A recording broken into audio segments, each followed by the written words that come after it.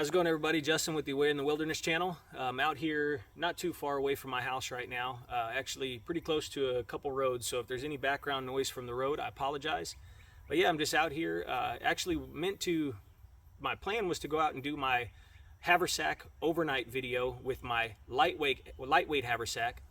Put out that video maybe a month and a half ago, something like that, and recently just put out a video with the contents of my heavy-duty haversack, more of a robust haversack. Went over the contents of that, and those videos have been doing pretty well, and I think there's a reason for that. I really enjoy myself watching other people's videos where they go over what they're carrying. I've learned tons from different people, different ideas and things like that, and I think that it's just a lot of people like to see what other people are carrying to give themselves ideas. And so I wasn't able to get out and do my first overnight video with my lightweight haversack, but I wanted to get this video out. And in my opinion, the belt pouch is one of the most underused and underrated pouches that you can carry out into the woods. The belt pouch for me just gives me a peace of mind knowing that when I'm off a few miles, couple miles out into the woods, that I always have something on my person. And it's something that is not going to weigh down your pockets. I do keep certain things in my pockets pretty much all the time when I'm out in the woods. Always going to have a belt knife on me, but this is really great just to have on you, and for the most part it's just a fire kit, but there are a few other things that I personally like to keep in here for different reasons. So what I'm going to do is I'm going to get the camera situated, get the belt pouch off of me, and we'll jump right into the contents of my belt pouch.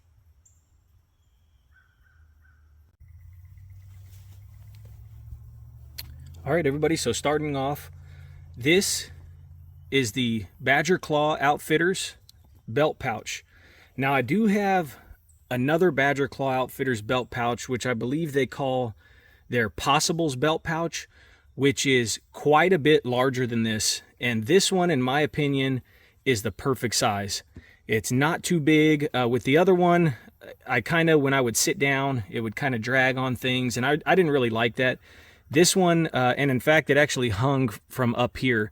This one hangs from right here in the back, a little bit above the center, but I really like where that's positioned. It sits really high on your hip.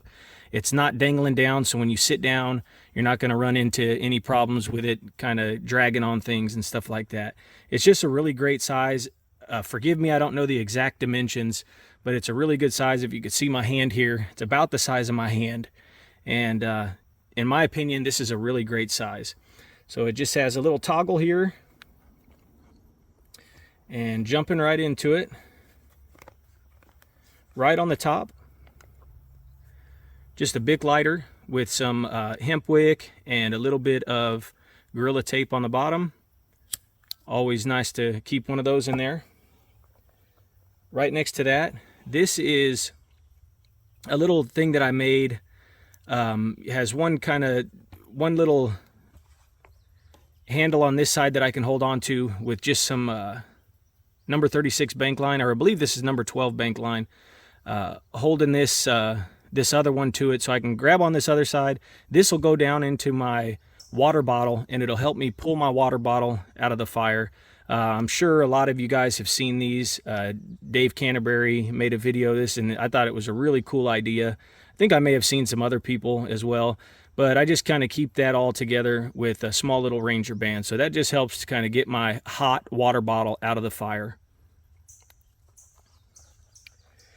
And let's see, right here on the left side, jumping right over into this side, is just really an oversized brass blanket pin. And what I would use this for is to, on a cold day or a cold morning, something like that, I could use this to work with my wool blanket and kind of put it around myself like a cloak, and it's not really going to go anywhere. It's just going to help to hold that on my body if I get a little bit chilly. Really nice to have that right there, easy access. Let's see, also over here on the left side, I really love these. I can't speak highly enough of these. This is just I believe they call it a fire bellows or a pocket bellows. Just extends out like that, collapses in on itself. And this is to help You would blow in on this side into your fire just to get some oxygen into your fire. Really great in the morning to rekindle your fire. If you still have some hot coals, you could just throw some dry material on there, some dry tinder, and get your fire going super easy with one of these. I love having this in my belt pouch. Also over there in the back, sitting there kind of in the back, and this kind of works obviously in conjunction with a small little ferro rod that I keep in here on this side. Is just its own personal little striker.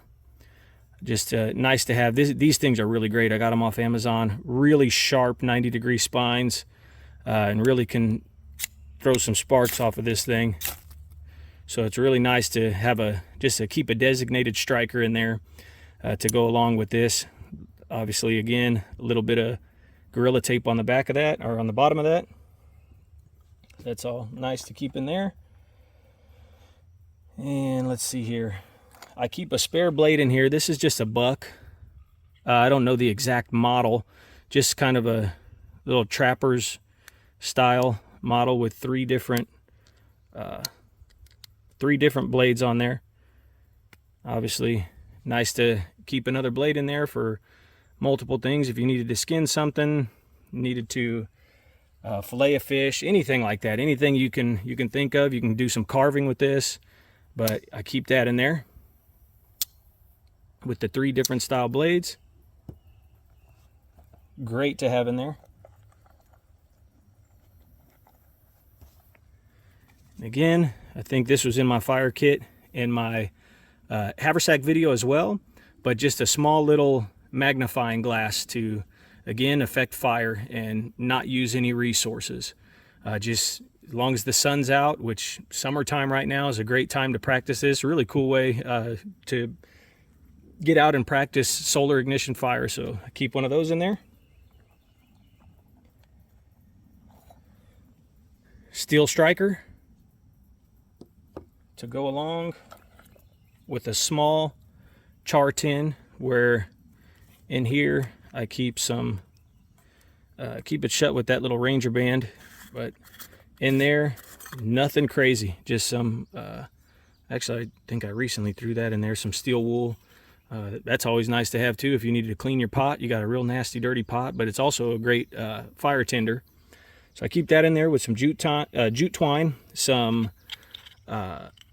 lamp wick in there, charred on the end, and a couple pieces of chert in there with some char cloth down on the bottom. And for me, making fire with flint and steel is probably one of my most enjoyable ways of making fire. Just a really cool traditional way of making fire. And again, I keep that kind of, just keep it doubly secured there with that Ranger band. So that's in there.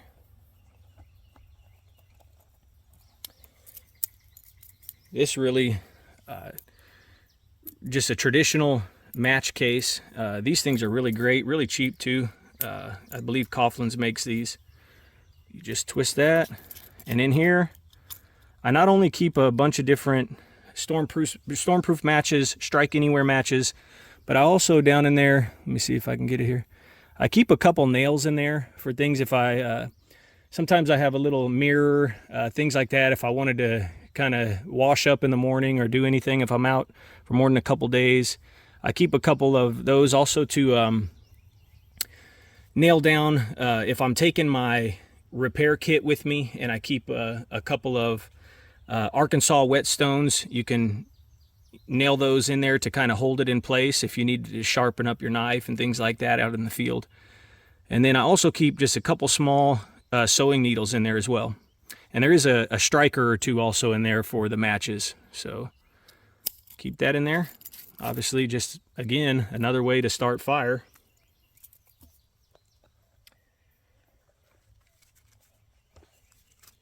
And this here, there's obviously a couple things in there that are going to also be under the realm of fire. But if I can get this thing open here, forgive me guys. Let me get this unknotted there. Okay. In this little pouch, I keep some water purification tabs. These are the Cordage water purification tabs. These are going to be great. Obviously, I always have a 32-ounce water bottle, which is going to be perfect to throw these in, and just have that in an emergency situation right there in my belt pouch. Be able to disinfect water. And I also have just a couple small tiny candles in there.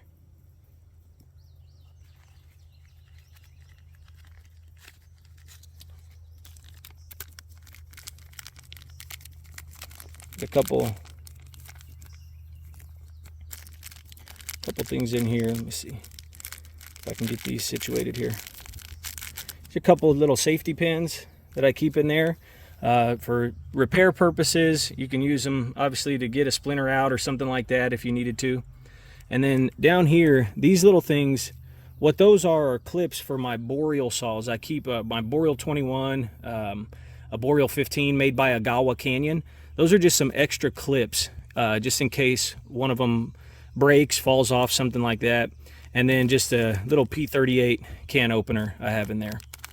It's easy access, didn't weigh anything, so I tossed that in there just to have it if I need it. And then these are actually just a couple more. These came in its own little sealed pouch. A couple more of those pins, or I'm sorry, clips, and then the pins as well that go along with those Agawa Canyon saws. So I keep those in there. And then just a small emergency fire tinders. Obviously some Gorilla Tape, and then a couple of these just Coughlin's fire tinders, and some extra just little fire tabs. So that all goes in this little pouch here.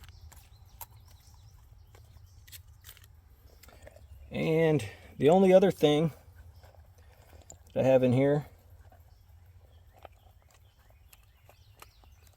if I can get it out, is a few things of cordage.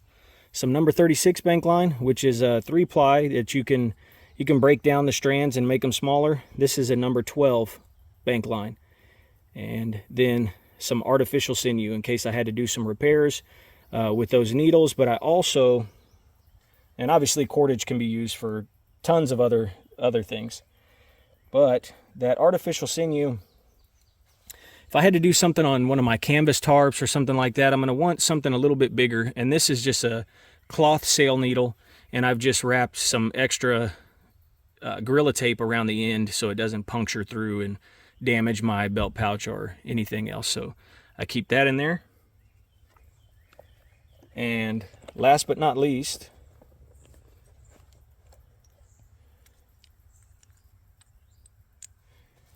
just a few things, or about 5 little tiny things of fat wood.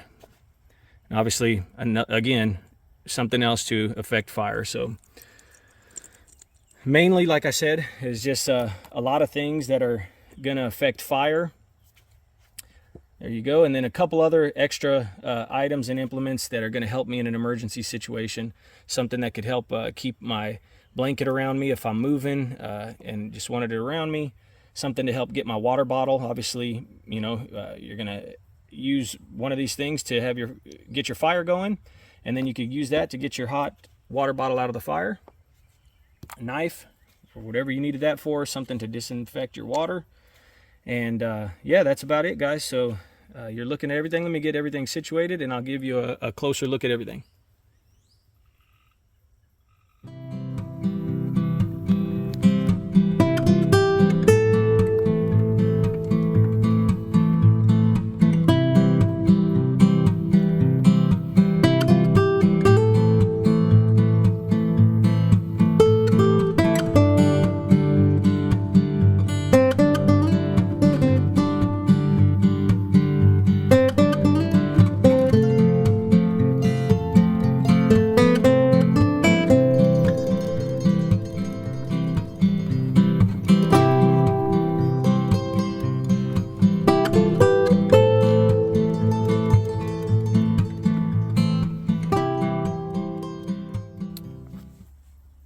everybody, thank you for joining me out here today going over the contents of my belt pouch. Really hope that gives you guys some ideas of what it is that you can carry in yours and why. And I highly recommend carrying a belt pouch. It's just so nice to know that you always have something on your person that can affect your survival in an emergency situation. And if you guys carry something different in yours, let me know what kind of belt pouch that you guys carry, what you carry in yours, what you think that I could add in mine. And I really try to make it a point to really narrow down what it is that I carry in these small type pouches, because it gets pretty difficult to keep it pretty minimal. But if you guys have any suggestions of something that I could take out and something that I could add in to replace that would be something a little bit better, please leave that in the comment section below. And I would highly encourage you guys to go and watch the latest haversack video, my heavy duty haversack, but also the one prior to that is my lightweight haversack, which I'm actually planning, hopefully, Lord willing, in the next few days, I'll be able to go out and make that video that I intended on making today. So really looking forward to that. And in that video, in those videos, the overnight haversack is going to be haversack only. I'm probably going to strap on some kind of a wool blanket or something around the strap, but that's it. I'm not going to even have my belt pouch on me. I'm only going to have my haversack, hence haversack only overnighters. So really appreciate all of the support. I'm really making a push. I'm hoping to hit that 1,000 subscribers here pretty soon, and maybe do an announcement on that here before too long. But yeah, again, we really do greatly appreciate all of the support that we've received on the channel thus far. And please do me a favor, if this is the type of content that you like to see. I really, again, hope to get into more of the reviews, actually reviewing this gear. I've had some people in the comments recommending that I do some reviews on some of the gear, and I really do hope to get into some of that. But please like and subscribe, and hope to see you guys on my next video, which should be my overnight haversack video with my lightweight haversack. So God bless. You guys have a great day.